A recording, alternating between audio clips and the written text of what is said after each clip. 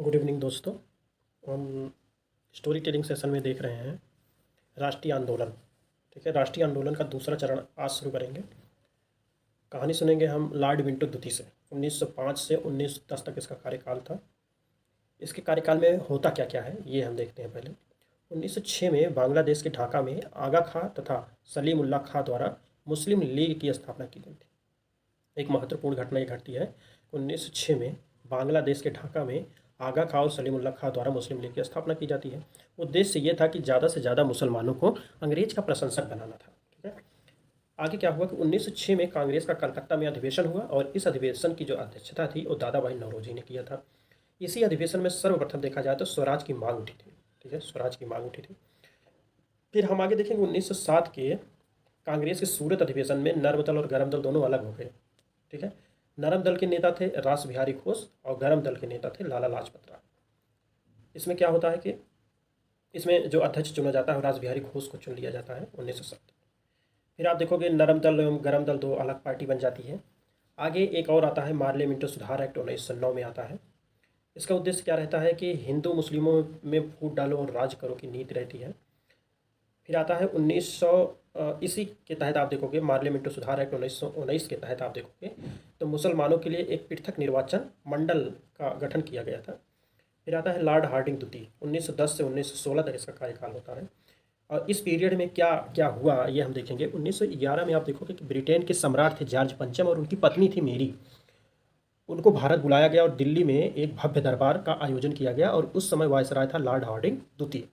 इस दरबार में कुछ महत्वपूर्ण निर्णय लिए जाते हैं, जैसा कि पहला निर्णय लिया गया कि बंगाल विभाजन को हम रद्द कर देंगे। दूसरा जो घोषणा की गई कि राजधानी जो कलकत्ता से दिल्ली, जो कलकत्ता में थी उसे दिल्ली ट्रांसफ़र कर दिया जाएगा 1911 में। लेकिन आप देखो कि 12 में जाके ट्रांसफ़र होता है। बिहार एवं उड़ीसा को बंगाल से अलग कर दिया जाएगा, ये भी उस समय डिसीजन लिया गया।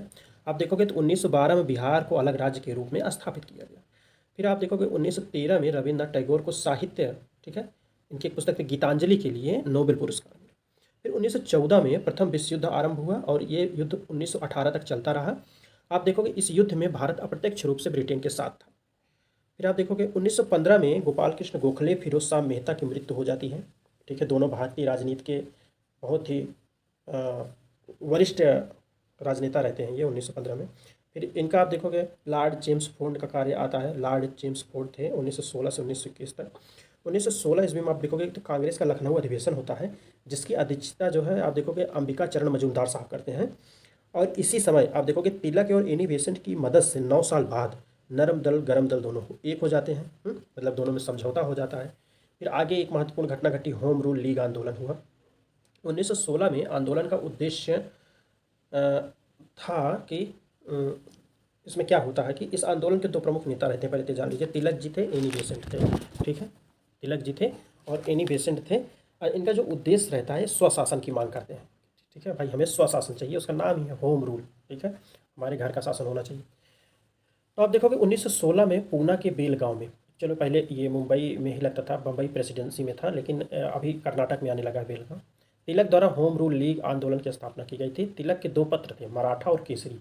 अब यहाँ महत्वपूर्ण बात यह है कि मराठा जो था वो अंग्रेजी भाषा में था और जो केसरी था वो मराठी भाषा में था। ठीक है, कभी कभी पूछ लेता है कि इनमें से कौन सा तिलक का अंग्रेजी भाषा में पत्र था, तो उसमें मराठा भी रहेगा, केसरी भी रहेगा। ठीक है, और दो ऑप्शन दे देगा।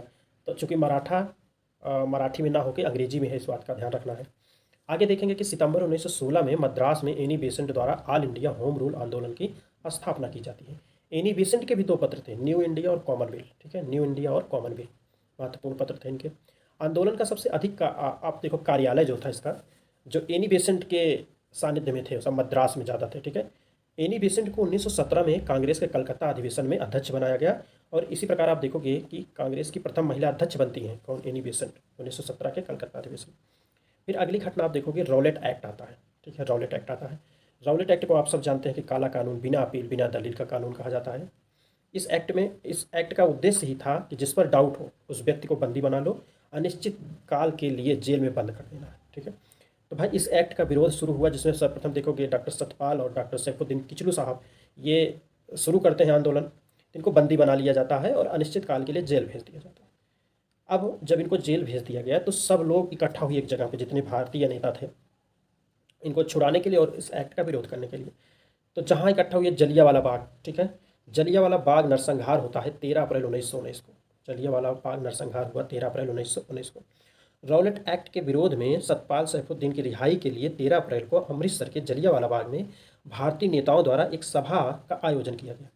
इसी सभा में अंग्रेज जनरल डायर थे अपने फौज के साथ उस बगीचे में पहुंचता है, 3 मिनट का अल्टीमेट देता है कि भाई बगीचा खाली कर दो, नहीं तो हम गोली चला देंगे। ठीक, उसके बाद लगातार अंधाधुंध गोलीबारी करवाता रहा, जिसमें क्या हुआ, सरकारी आंकड़ों के अनुसार आप देखोगे तो 379 लोग मारे जाने की पुष्टि करता है सरकारी आंकड़ा, तुम्हारे और ही होंगे। 1200 लोग लगभग घायल हुए हैं। ठीक है, अंग्रेज 1919 में एक हंटर कमेटी बनाते हैं जांच करने के लिए कि इसमें दोषी कौन था। लेकिन आप देखोगे तो उस कमेटी ने क्या डिसीजन दिया, जनरल और डायर को निर्दोष सिद्ध कर दिया। ठीक है, उनको केवल नौकरी से बर्खास्त कर दिया गया। किंतु भारतीय क्रांतिकारी एक थे ऊधम सिंह, जो 21 वर्ष बाद आप देखोगे 13 मार्च 1940 को इंग्लैंड में जनरल डायर को गोली मारकर हत्या कर देते हैं। इस तरह आप देखोगे कि राष्ट्रीय आंदोलन का दूसरा चरण खत्म होता है। ठीक है, यहाँ तक हमारा दूसरा चरण है। आगे हम बात करेंगे राष्ट्रीय आंदोलन का तीसरा चरण, बहुत इंपॉर्टेंट, गांधी काल, क्योंकि गांधी जी का आगमन हो जाता है भारतीय राजनीति में। ठीक है, 1919 से 1947 तक ये पूरा तीसरा चरण चलेगा हमारा राष्ट्रीय आंदोलन का। और तीनों में आप देखोगे गांधी जी की भूमिका बहुत महत्वपूर्ण होगी। इसको हम कल पढ़ेंगे। आज के लिए इतना ही रखते हैं, तब तक के लिए thank you, bye, good night.